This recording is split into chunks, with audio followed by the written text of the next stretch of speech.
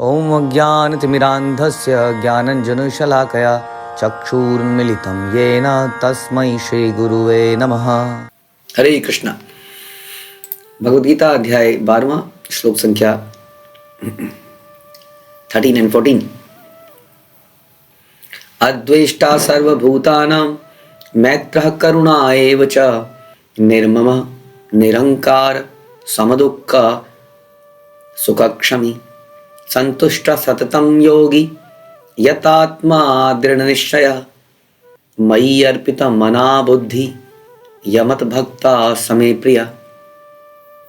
जो किसी से द्वेष नहीं करता लेकिन सभी जीवों का दयालु मित्र है, जो अपने को स्वामी नहीं मानता और मिथ्या अहंकार से मुक्त है, जो सुख दुख में समभाव रहता है, सहिष्णु है, सदैव आत्मतुष्ट रहता है, आत्म संयमी है तथा जो निश्चय के साथ मुझ में मन तथा बुद्धि को स्थिर करके भक्ति में लगा रहता है, ऐसा भक्त मुझे अत्यंत प्रिय है।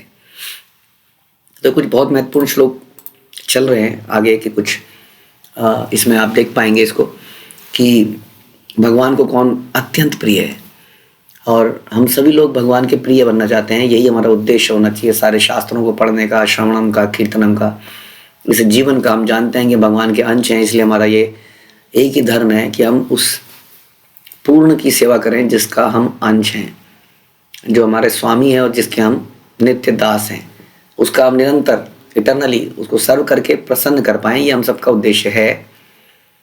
भक्ति योगी यही चाहता है। कर्मी योगी, ज्ञान योगी, उनमें और भक्ति योगी में ये अंतर है कि उनका जो प्रोसेस है उसका पर्पस भगवान को प्रसन्न करना नहीं है, लेकिन भक्ति योगी का एकमात्र पर्पस होता है कि भगवान को और भगवान से संबंधित फिर गुरु को, वैष्णवों को प्रसन्न करना। तो इसलिए ये जानना हमारे लिए जरूरी है कि क्या चीज़ भगवान को प्रसन्न कर सकती है, हमारा क्या कार्य, हमारा क्या चरित्र, हमारी क्या हैबिट्स, हमारा है ना, क्या चीज़ ऐसी जो भगवान को बड़ी प्रिय लगेगी। तो गीता में कई जगह भगवान ऐसा बोलते हैं कि कौन उनको प्रिय है, कौन कैसा है। तो इस बारे में ये कुछ आगे आने वाले श्लोक भगवान यही चर्चा करेंगे कि उनको अत्यंत प्रिय कौन है। तो बड़ा सरल हो जाता है जीवन ये समझने के बाद कि भगवान को क्या प्रिय है, क्योंकि हम शुद्ध भक्ति की परिभाषा सुनते हैं कि अन्य विलासिता शून्यम ज्ञान कर्मादि अनावृतम अनुकूलेन कृष्णानु शीलम भक्तिरुत्तमा। हम कृष्ण को अनुकूल सेवा करना चाहते हैं, केवल सेवा नहीं करना चाहते, ऐसी सेवा जो उनको प्रिय लगे। यहाँ भगवान बता ही रहे हैं कि मुझे क्या प्रिय लगता है।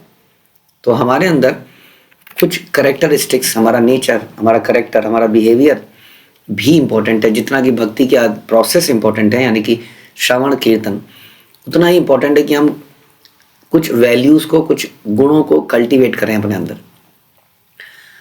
इसके लिए हमें कॉन्शियस एफर्ट्स करने पड़ेंगे। ऑल्दो हम कहते हैं और सुनते हैं कि यदि हम ध्यान पूर्वक जप करें तो ध्यान पूर्वक जप करने से सारे गुण पैदा हो जाते हैं, लेकिन क्योंकि हमारा जप जो है इतना एकाग्रचित नहीं हो पाता है, इसलिए श्रवण कीर्तन के साथ साथ हम भक्तों के साथ कुछ डीलिंग्स भी करते हैं, है ना, आदान प्रदान, मिलते हैं जुलते हैं। तो जब हम क्योंकि हमने सुना भगवद गीता में भगवान ने कुछ ही श्लोक पहले बताया कि जो अपना मन मुझ में स्थिर नहीं कर सकता, बुद्धि मुझ में नहीं लगा सकता, उस व्यक्ति को मेरे लिए कर्म करना चाहिए या भक्ति के नियमों का पालन करना चाहिए, और भक्ति के नियमों का पालन नहीं कर पाए तो मेरे लिए कर्म करना चाहिए। तो हमने सुना कि भगवान के लिए कर्म करना, हमने उसका मतलब समझा कि भगवान की सेवाओं में लगना, कृष्ण भावनामृत की सेवाओं में लगना। जब हम सेवाओं में लगते हैं तो हम तो क्यों हमने सुना था कि उसका लाभ क्या है कि उससे हमें कुछ प्रैक्टिकल रियलाइजेशंस होती हैं। जब हम सेवाओं में लगते हैं, कई कार्य करते हैं हम फेल होते हैं, हमारी प्लानिंग फेल होती है, कुछ लोगों का चरित्र हमें लगता है कि ये तो ठीक नहीं है, ये तो ऐसा है वैसा है, और उससे हमें बहुत सारी लर्निंग होती है। लेकिन कई बार उसके कारण हमारे हृदय में द्वेष, ईर्ष्या, क्रोध जैसे अवगुण पैदा हो जाते हैं। क्योंकि जब भी दो व्यक्ति साथ में काम करेंगे तो एक तरह से दो थॉट्स का क्लैश है उसमें, चाहे दोनों का उद्देश्य सेम क्यों ना हो, फिर भी कई बार सोचने का तरीका डिफरेंट होता है, इसलिए बहुत सारे डिफरेंसेस पैदा होते हैं। तो अब कहने का मतलब है, फिर से समराइज करता हूँ कि हम अभी स्थिति में नहीं है कि भगवान का पूरा बैठ जाएं पर भगवान का ध्यान लगाते रहें। तो हमें प्रैक्टिकली साधना और सेवा दोनों करनी पड़ती है। यदि कोई व्यक्ति कहेगा मैं साधना से ही चला जाऊंगा तो वो ठीक नहीं है, क्योंकि अभी प्योर साधना करने का हमारा कैपेसिटी नहीं है, इसलिए साधना के साथ हम बहुत सारी सेवाओं में लगते हैं। यहाँ तक समझ में आया होगा। हाँ, तो साधना के साथ सेवाएं। अब जब हम सेवाएं करते हैं तो उसमें एक्सचेंज डीलिंग्स करते हैं भक्तों के साथ, दुनिया के साथ। तो इन डीलिंग के थ्रू हमारे अंदर कई बुराइयां भी पैदा हो जाती हैं। तो हम ये डिस्कस कर रहे हैं कि हमें उनको भी दूर करने का प्रयास करना चाहिए। ऑल्दो हम प्रयास कर रहे हैं कि हमारी जप अच्छा हो, हमारा श्रवण अच्छा हो, but at the same time हमें इन गुणों को कल्टिवेट, इनके ऊपर चिंतन करना चाहिए। फॉर एग्जाम्पल, मुझसे कोई बोलता है तो मैं चिढ़ के जवाब देता हूँ ना। अब मैं अपने आप के बारे में चिंतन कर रहा हूँ, मुझे लग रहा है हाँ ये मेरे अंदर कुछ कमी है, तो मैं ये ना सोचूं कि मैं चलो जप को बढ़ा लेता हूँ, आज जप और ज़्यादा कर लेता हूँ। तो शायद इससे ज़्यादा मतलब इसके साथ साथ एक अच्छा रहेगा कि मैं इस ऐसी सिचुएशंस को मॉनिटर करूँ कि कौन सी ऐसी सिचुएशन है जो मुझे उद्विग्न कर देती है, जो मुझे इरिटेट कर देती है, और ऐसे में मुझे क्या करना चाहिए। Let's plan for it. और जब अगली बार से कोई मुझे इस तरह से बोलेगा तो मैं उत्तेजित नहीं होऊंगा, उसके ऊपर मेडिटेट करें। मतलब इस तरफ को भी थोड़ा हमारा चिंतन मनन होना चाहिए अपने जपा श्रवण के साथ साथ, अपने करेक्टर को बिल्ड करने के लिए। क्यों? क्योंकि भगवान को वो व्यक्ति अत्यंत प्रिय है। कौन? सुनिए, जो किसी से द्वेष नहीं करता, लेकिन सभी जीवों पर दयालु मित्र है। तो हमें चिंतन करना पड़ेगा। हम कहेंगे नहीं, हम जप करेंगे तो उससे गुण पैदा हो जाएंगे, which is okay, which is good, लेकिन क्योंकि भगवान को ये गुण बड़े प्रिय हैं तो क्यों ना इन गुणों को डेवलप करने के लिए हमको चिंतन करें। फॉर एग्जाम्पल, जो किसी से द्वेष नहीं करता, तो पहला स्टेप क्या बनता है? सब लोग अपना आंख बंद करके सोच सकते हैं, हाँ मुझे इस व्यक्ति से द्वेष तो है। आप कहेंगे द्वेष नहीं है प्रभु जी, उसके अंदर कमियां हैं ना। नहीं, अभी वो मत सोचिए कि उसके अंदर कमियां हैं या नहीं है। द्वेष है तो है, चाहे उसकी गलती हो चाहे किसी की गलती हो।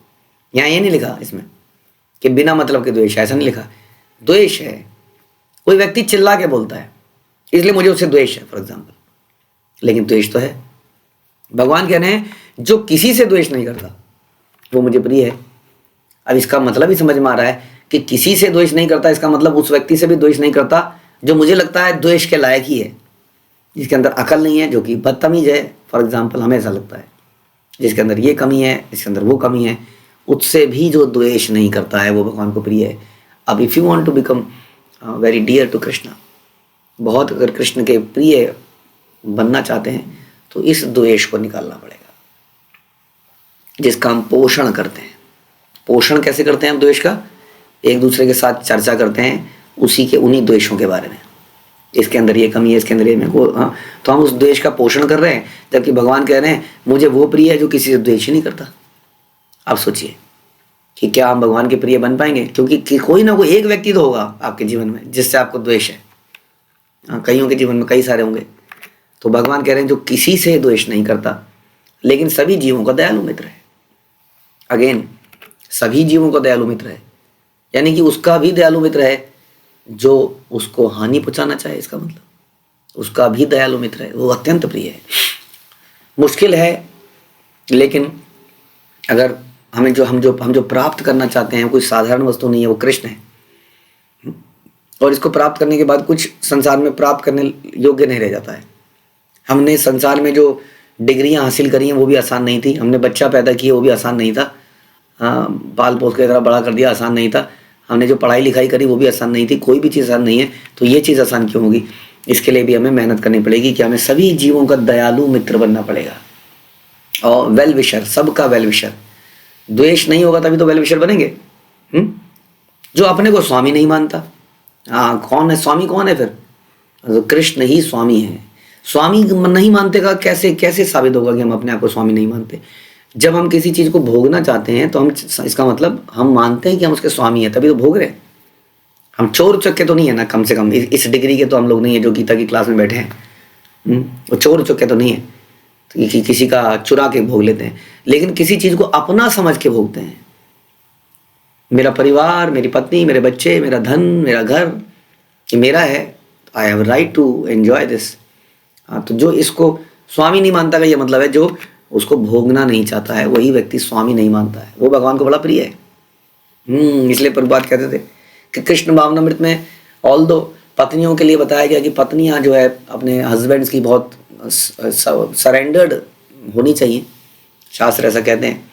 लेकिन कृष्ण भावनामृत में एक पति भी ये सोचता है कि उसकी पत्नी कृष्ण की है और मैं उनका भी दास हूँ क्योंकि वो कृष्ण की दासी है, फॉर एग्जाम्पल। इस प्रकार से जो अपने आप को स्वामी नहीं मानता और मिथ्या अहंकार से मुक्त है। अहंकार के कारण ही व्यक्ति अपने आप को स्वामी मानता है। अहंकार का मतलब है कि मैं कृष्ण का दास नहीं हूं। इसका मतलब क्या है कि मैं स्वामी हूं। यदि मैं कृष्ण का दास हूं तो स्वामी, दास और स्वामी अपोजिट वर्ड हो गए, राइट। तो जब मैं कृष्ण का दास हूं तो मैं स्वामी कैसे हो सकता हूं? जब कृष्ण का दास नहीं हूं तो स्वामी हूं। इसलिए जो व्यक्ति अपने आप को स्वामी नहीं मानता वो व्यक्ति अहंकार से मुक्त हो जाता है। जो सुख दुख में संभाव रहता है। क्यों सुख दुख में संभाव रहता है? क्योंकि वो मानता है कि वो दास है। बड़ा सिंपल, क्योंकि मानता है ये कुछ मेरा है ही नहीं, कृष्ण का है। जैसे हम अक्सर एग्जाम्पल देते हैं कि कैशियर नोट गिन रहा है, डिपॉजिट किया, तभी तक एक कस्टमर आ गया। डिपॉजिट किया 10,000 किसी दूसरे कस्टमर ने, कोई तीसरा कस्टमर आया, उसने कहा जी 1 लाख का विड्रॉवल है। तो कैशियर ऐसे हाथ को पकड़ता नहीं है, हाँ कि 1 लाख गया, ले जाओ जी, मैं तो स्वामी हूँ ही नहीं, आप ही स्वामी हैं।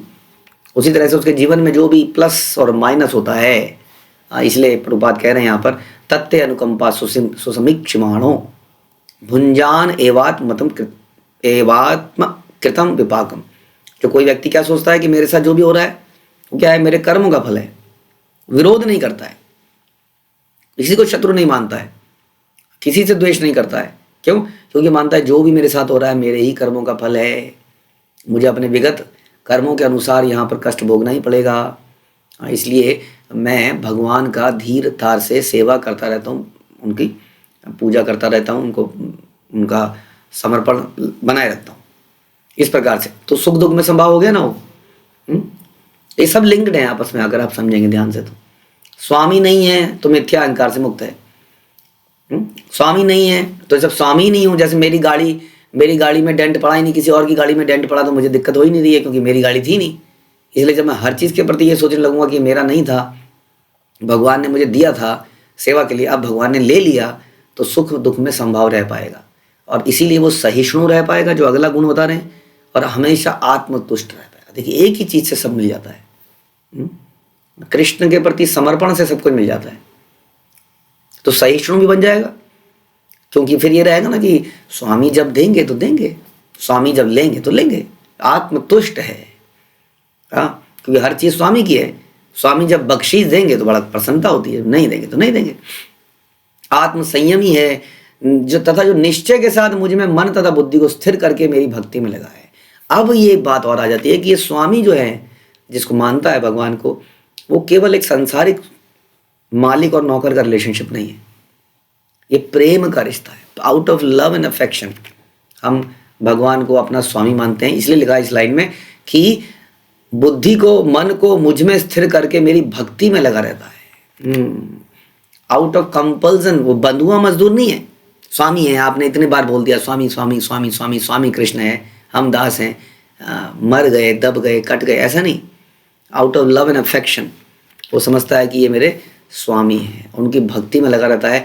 इसीलिए हर चीज़ उन्हीं को ऑफर कर देना चाहता है। इसलिए उसको द्वेष नहीं होता। द्वेष कब होता है? द्वेष कब होता है? जब मुझे कोई वस्तु नहीं मिली, मेरे साथ कुछ गलत किया गया, इत्यादि इत्यादि। बेसिकली जब हम अपने आप को स्वामी मानते हैं तो कंपैरिजन, क्रिटिसिज्म, कंप्लेन, ये सारे कैंसर पैदा हो जाते हैं हमारे अंदर। क्योंकि हम स्वामी हैं, स्वामी के साथ ऐसा नहीं होना चाहिए था, स्वामी के साथ तमीज से बात करनी चाहिए थी, स्वामी को पूछा जाना चाहिए था, स्वामी की सेवा होनी चाहिए थी। स्वामी के अंदर बहुत सारी एक्सपेक्टेशंस हो जाती हैं जिसको वो पूरा कर नहीं पाता है, क्योंकि वास्तविकता में स्वामी है नहीं। इसलिए वो इरिटेट हो जाता है, झुंझला जाता है, द्वेष करता है, मित्रता नहीं कर पाता सबके साथ, द्वेष कर लेता, शत्रु मान लेता है किसी को अपने आप को स्वामी मानने के कारण। इसलिए कभी उसके जीवन में सुख है, कभी दुख है। प्रभुपाद कहते थे कई पर्पट्स में कि वो सोचता है कि ये मेरा दुश्मन है, इसको उड़ा दूंगा, उसके बाद उसको उड़ा दूंगा, उसके बाद उसको उड़ा दूंगा, उसके बाद बस सारे मेरे ही अपने रह जाएंगे। तब तक कोई अपनों में से फिर एक दुश्मन बन जाएगा। तो इस प्रकार से उसका जीवन हमेशा इसी चक्करों में लगा रह जाएगा, जस्ट बिकॉज वो सोचता है कि मैं स्वामी हूँ, मैं भोगता हूँ। इसलिए प्रभुपाद कहते थे कि संसार में शांति सूत्र क्या है? भोक्ताराम यज्ञ तपस्याम सर्वलोके महेश्वरम। कि कृष्ण नहीं भोगता है, वही स्वामी है, वही मालिक है। ये जो समझ जाए, भगवान कह रहे हैं कि वो भक्त मुझे अत्यंत प्रिय है, अत्यंत प्रिय है। तो ये भावना हम सबको पैदा करनी पड़ेगी, विच इज़ डिफिकल्ट। इस पर बहुत ज़्यादा फोकस करना पड़ेगा, मेडिटेट करना पड़ेगा, तब ये गुण पैदा हो पाएगा। क्योंकि इसमें बहुत सारी चीज़ें हैं। जैसे मैंने शुरुआत करी कि पहले तो ये सोच लीजिए क्या कोई एक भी ऐसा व्यक्ति है जिससे मुझे द्वेष है। दूसरा छोड़ दो, कई बार हम अपने घर वालों से द्वेष हो जाता है, कई बार अपने गुरु से द्वेष हो जाता है, अपने पति पत्नी को आपस में द्वेष हो जाता है, बाकी दूर तो क्या जाएं। और इस प्रकार इसी कारण से हम कभी हम सुखी हैं, कभी हाइपर टेंशन में हैं, रोना आ रहा है, सर दर्द हो गया है, कभी दुखी हैं, यही चला जा रहा है बस जीवन में। हम सहिष्णु, आत्मसंयमी, आत्मतुष्ट नहीं हो पा रहे हैं, क्योंकि हम संसार को, चीज़ों को भोगना चाह रहे हैं, कंट्रोलर बनने का प्रयास कर रहे हैं। हाँ, जो कि Krishna is the ultimate controller. हम उनके दास हैं, इसलिए जीवन में होने वाली हर उतार चढ़ाव को वो बड़े शांति से देखता रहता है और उसको सहन करता रहता है और आगे बढ़ता रहता है भगवान की प्रेममयी भक्ति में। उसके मन में फिर भी कभी नहीं आता ऐसा क्यों हुआ मेरे साथ, ऐसा नहीं होना चाहिए मेरे साथ, हाँ मैंने इतने सालों तक यहाँ पर सेवा करी, ये बदले में मिला, ये सब नहीं है उसके मन में। क्योंकि वो मन को, बुद्धि को स्थिर करके भगवान की भक्ति में लगा रहता है। और भक्ति कैसे होती है? प्रेम से होती है। उसमें चैलेंज करना, रिवोल्ट और क्या आपस में विद्रोह करना, कंप्लेन करना, ये सब मिसिंग है। तो ये भावना यदि हम डेवलप करेंगे तो भगवान के अत्यंत प्रिय बनेंगे, जो कि हम करना चाहते हैं। हरे कृष्णा। श्रील प्रभुपाद की जय, भगवद गीता की जय।